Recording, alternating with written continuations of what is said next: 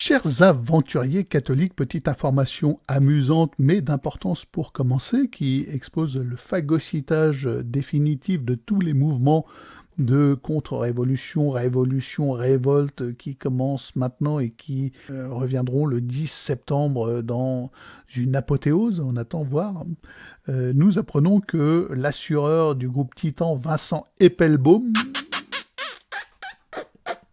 a déposé auprès de l'Institut de la propriété industrielle. Le slogan, c'est Nicolas qui paye. Quoi?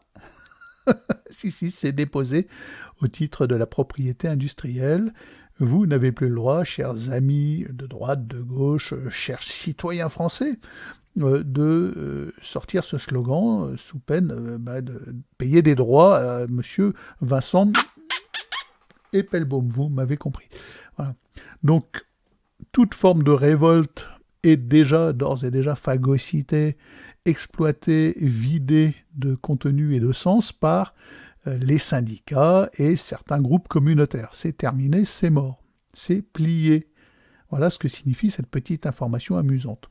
Bon, je ne vais pas m'étendre sur la question parce que vous connaissez mon point de vue. Je prétends que tout mouvement qui ne défendra pas le règne social de notre Seigneur est voué à l'échec et retour à la case départ, à la bonne vieille case républicano-démocrate qui nous fera élire, non pas Bérou, mais un clone, un équivalent Bérou, un fonctionnaire inutile issu d'une école de fonctionnaires inutiles qui maintiendra un cap débile qui produit de la dette, tout en accusant les Français d'être responsables et coupables de ne pas assez travailler, etc.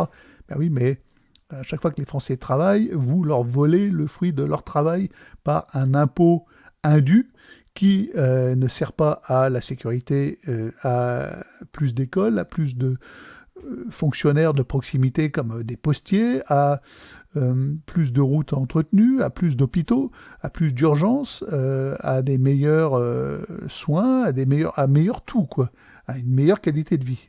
L'impôt part dans la spirale abyssale de la dette et on nous accuse, nous, d'en être responsables, alors que voilà, c'est purement ce système démocrato-républicain qui en est responsable avec ces séides, les Bérou, les Macron, qui est vraiment cas d'école du prédateur d'un groupe financier, d'une Europe financière qui vole la qualité des Français, hein, qui leur vole leur capacité, qui leur vole leur puissance de création, leur puissance industrielle, et qui va s'enferrer, qui va gratter les fonds de tiroir pour renflouer une partie de cette dette sans procéder à un choc, un électrochoc, sans administrer le remède qu'il conviendrait d'administrer, c'est-à-dire libérer les Français, leur redonner leur souveraineté et mettre à la tête clairement du pays, de la nation, le Christ. Voilà.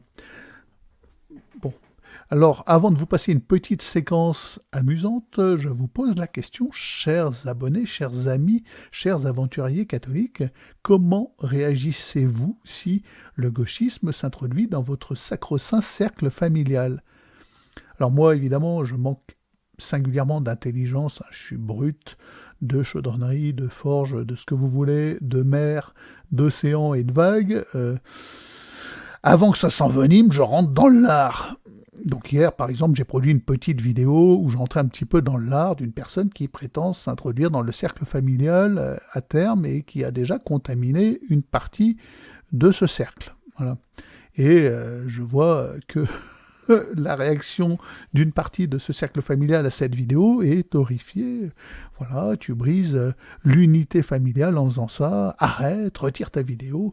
Ah, je suis désolé de vous l'apprendre, chers amis, mais celui qui vient pourrir l'unité familiale, c'est le gauchiste qui tente de s'introduire dans ce cercle. Le ver est dans la pomme et pendant 30 ans, je n'ai aucune envie de subir le rayon paralysant du gauchisme. Pour moi, le gauchisme étant une maladie mentale, un biais cognitif, une manière de considérer le réel par un biais idéologique et de s'en tenir là en refusant toute forme de discussion, de dialogue et en élevant sa vertu, la vertu gauchiste, comme un rayon paralysant dès que quelqu'un émettra un point de vue de droite et ça à vie dans les réunions familiales. Non. Moi, je pense qu'il est bon de produire un électrochoc et de manquer un petit peu de diplomatie une fois pour toutes. Voilà. Bon, je vous le dis tout net, dans la famille, faites attention, le gauchisme dans la famille, ça va tuer la famille. C'est pas moi qui vais tuer la famille. Je vous mets en garde. Je vous le dis. Alors vous feriez comment? Est-ce que vous êtes diplomate?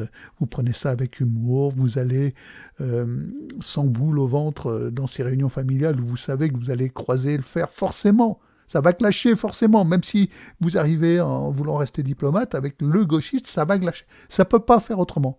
Ça ne peut pas ne pas clasher. Voilà. À moins que vous soyez vous-même perverti et que vous suiviez la galerie du verre dans la pomme. Et que vous manquiez de courage singulièrement. Vous feriez quoi, vous?